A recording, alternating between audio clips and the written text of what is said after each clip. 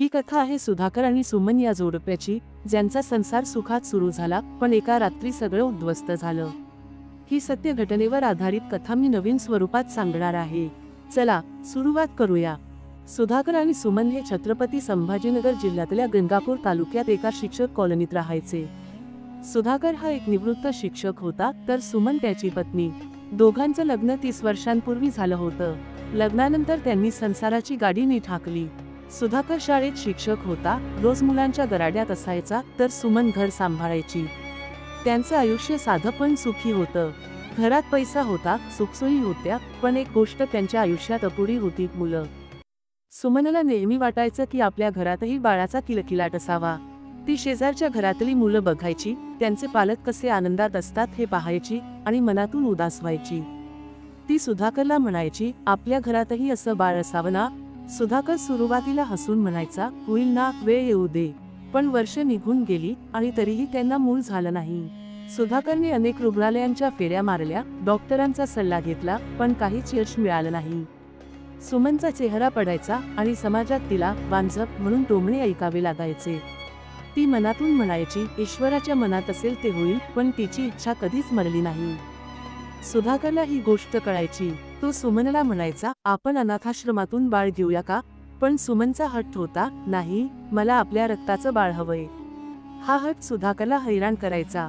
शाळेतून घरी आला की तो मुलांच्या आठवणीत रमायचा आणि सुमन रोज त्याच्यासमोर तीच गोष्ट मांडायची. शेजारी आणि माहेरचे लोक सुमनला समजावायचे, आता वय झाले, हे सोडून दे. पण सुमन मनातून म्हणायची, माझ्या अडचणी इतरांना काय कळणार.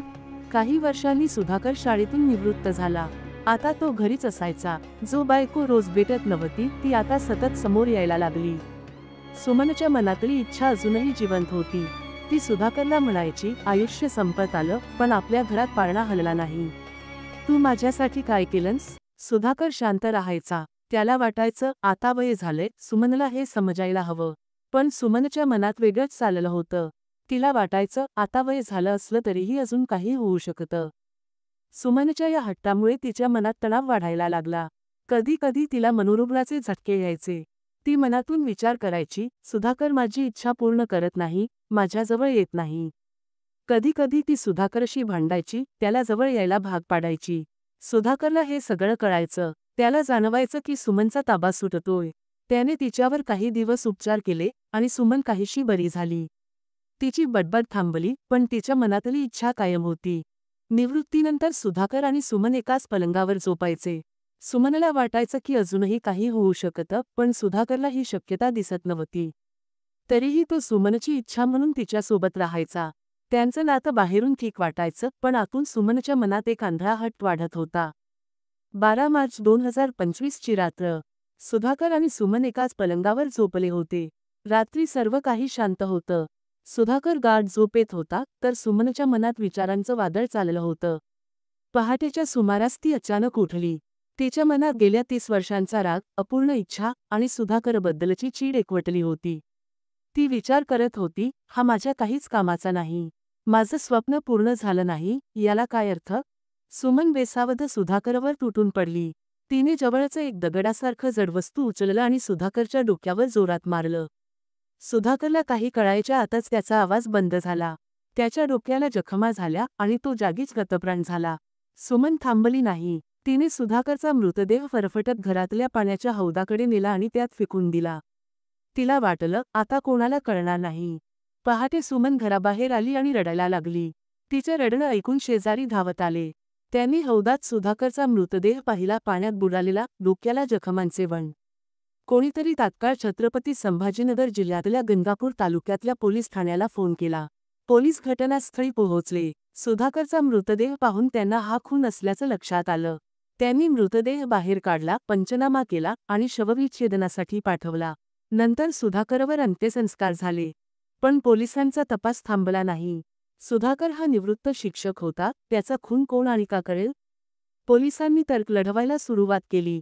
त्यांचा संशय सुमनवर गेला. सुधाकरचा मृत्यू झाला, पण सुमनच्या चेहऱ्यावर दुःख किंवा भीती दिसत नव्हती. ती शांत होती, जणू काहीच घडलं नाही. पोलिसांनी भौतिक पुरावे शोधायला सुरुवात केली. त्यांनी घराची झडती घेतली आणि हौदाजवळ रक्ताचे काही डाग सापडले. पोलिसांनी सुमनला ताब्यात घेतलं. सुरुवातीला ती म्हणाली, आम्ही एकाच पलंगावर झोपलो होतो, मला काय झालं कळालंच नाही. पण तिच्या बोलण्यात भीती दिसत होती. पोलिसांनी कडकपणे विचारलं, खरं सांग, काय झालं? शेवटी सुमनने कबूल केलं, हो, मीच त्याला मारलं. 30 वर्ष झाली, पण मला मूल झालं नाही. त्याच्याबद्दल माझ्या मनात राग होता. त्या रात्री आमचं भांडण झालं. मी रागात त्याच्या डोक्यावर दगड मारला आणि मृतदेह हौदात टाकला. पोलिसांनी सुमनला अटक केली. आता ती हरसूल कारागृहात आहे. एका आंधळ्या इच्छेने आणि रागाने तिने आपला संसार उद्ध्वस्त केला. या कथेतून आपण काय शिकावं?